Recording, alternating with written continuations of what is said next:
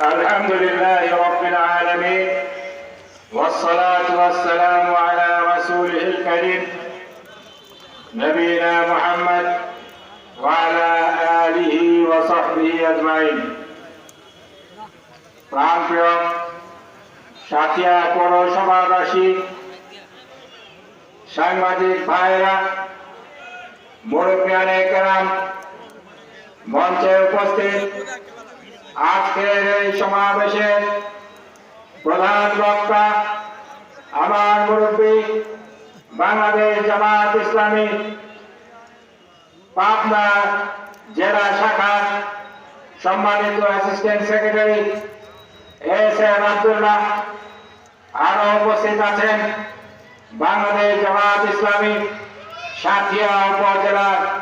সংগ্রামী আমির গণমানুষের নেতা সাবেক উপজেলা চেয়ারম্যান জনাব মাওলানা মুখলিসুর রহমান, আরো উপস্থিত আছেন আজকের এই সভা